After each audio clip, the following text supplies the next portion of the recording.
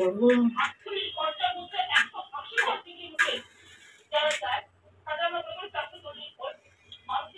বড় গ্যাস তো গেছে, ছোট গ্যাস।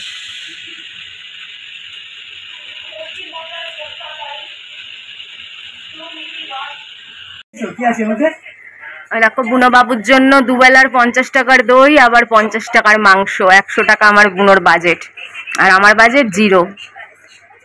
তাই তো বনি, আমার ভাগেরটাও নিয়ে নিলি তুই, তাই তো? যবে দিয়ে এলি আমার ভাগটা, নাহলে 100 টাকা মাঝের মধ্যে। এমনিতে তো 50 টাকা আছেই, তারপরে তো আরো কিছু আছে। হ্যাঁ, মাসেই 1000 টাকা আমার হতে পারতো।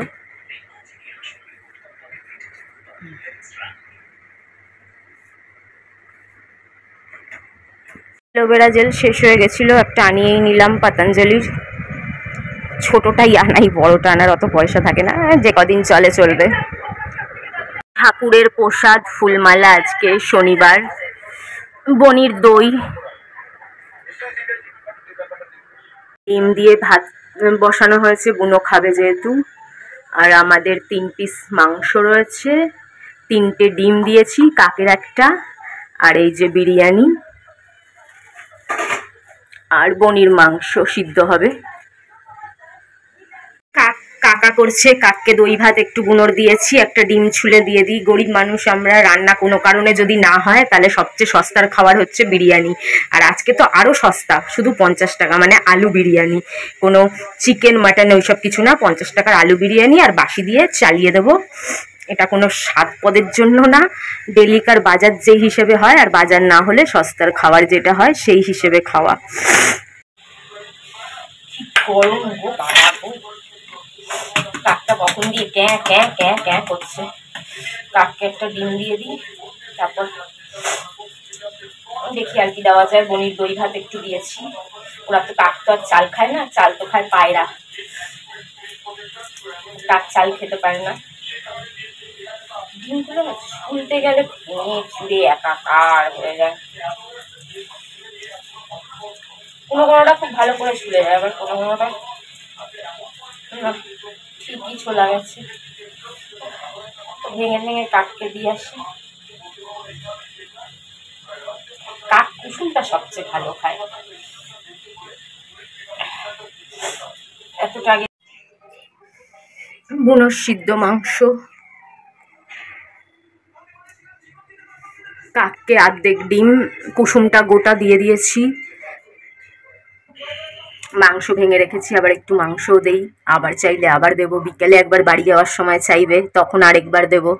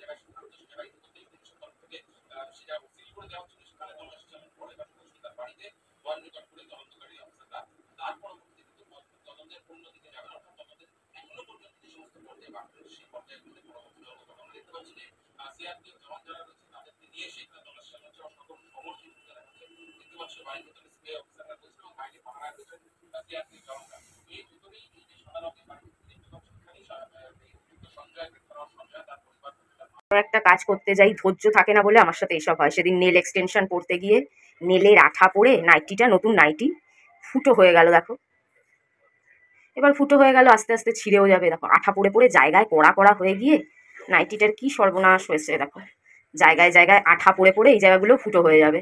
সব আঠা পড়ে পড়ে, আঠা এমনভাবে ঢাললাম চারিদিকে আঠায় আঠা হয়ে গেল। মানে আস্তে আস্তে কোনো কাজ করবো না, তাড়াহুড়ো করে করতে যাবো, তাড়াহুড়ো করে করতে গিয়ে আঠাগুলো জামা দিয়ে পুছলাম, আর এই সর্বনাশ হলো। আর পয়সা খরচা করতে হবে না, ওই চাউমিনটা রয়েছে, চাউমিনটাই খেয়ে নিতে হবে, নাহলে এই ছাতা ফাতা পড়ে যাবে, কত কিছুই তো ছাতা পড়ে যায়। সেদিন 500 ময়দার মতন কতটি ময়দা ফেলে দিতে হলো, ড্যাম হয়ে গেছে। এই যে বুনোর জন্য মাংস রাখা ছিল, যে কালকে আবার সিদ্ধ করে দেবে, তো বুনোর বাবা বললো আর ডিম কিনবো না, তাহলে বুনো বাসিও খেতে চায় না বেশি, তো এইটা দিয়েই চাউমিন করে ফেলবে, আর ডিম ফিম আর কিনতে হবে না, তাহলে আবার নালে ডিম কিনতে হবে।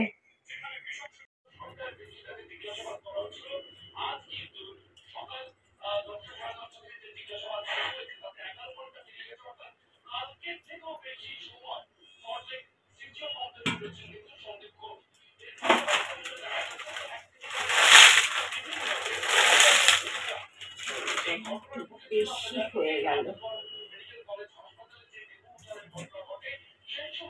বড় গ্যাসটা শেষ হয়ে গিয়ে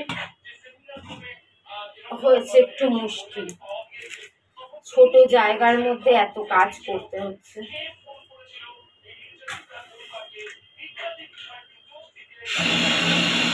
গায়ের আওয়াজ হয় যেন প্রচুর, কিন্তু আদেও কোনো ঝাঁজ নেই আওয়াজে, আওয়াজই সার।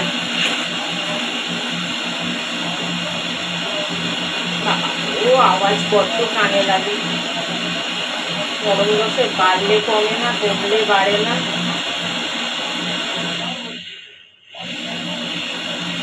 কি ঘ্যাড়ঘ্যাড়ানি আওয়াজ, যা হবে কম বেশি করে রাখি, একটু বাঁচলে রেখে দেবো, কেন এই বর্ষাকালে আর রেখে দিয়ে লাভ নেই, রেখে দিলেই পচবে, মানে ড্যাম হয়ে যাবে, তাই রেখে দেওয়ার ঝামেলাটা না করাই ভালো।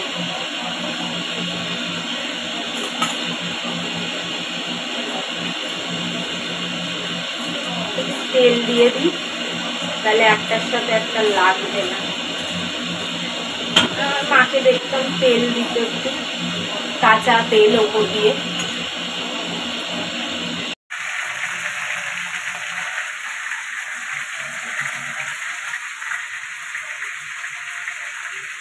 একটু রসুনও দিলাম, যেহেতু মাংসটা রয়েছে চিকেনটা, ওর জন্য তাড়াতাড়ি করে 3-4 কোয়া রসুন দিয়ে দিলাম। বুনোর বাবাকে চাউমিনের মশলা আনতে বলেছি, চাউমিন মশলা পাওয়া যায় একটা, শুধু লেখাই থাকে চাউমিন মশলা। বুনোর বাবা নিয়ে এসছে ম্যাগি মশালা ম্যাজিক, কি বলো কাণ্ড, বলি রাম করে শাম, চিল্লাবি না, তোকে কে মাছ আনতে বলেছে? ফালতু কথা আমায় বলবি না, যত ফালতু কথা বলে। ওকে তো খেটে করে দাও, কেটে কুটে সব নিজের হাতে, তার উপর ফালতু কথা শোনো। আমি বলেছি নাকি মাছ আনতে, বলো কাণ্ড, মিথ্যাবাদী একটা, জন্মের মিথ্যাবাদী, মরণ দশা, কথা মুখ দিয়ে বেরোলেই মিথ্যা বেরোয়, সত্যি জন্মে বেরোয় না। মাছ নিজে নিয়ে এলো, আমি মাছ বলিনি কিছু এই ব্যাপারে। মশলা দিয়ে দিলাম, এবার দেবো টমেটো সস আর গোলমরিচের গুঁড়ো।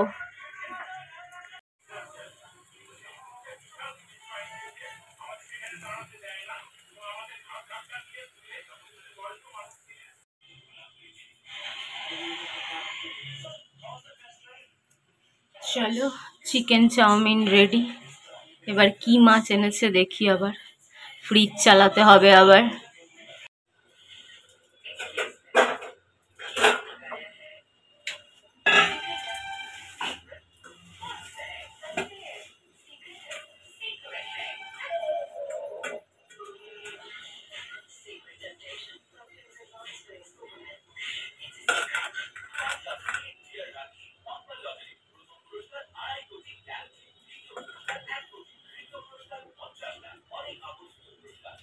ছোট ছোট দুটো ইলিশ মাছ, ছোট্ট ছোট্ট দুটো ইলশা মাছ, বিলিশা।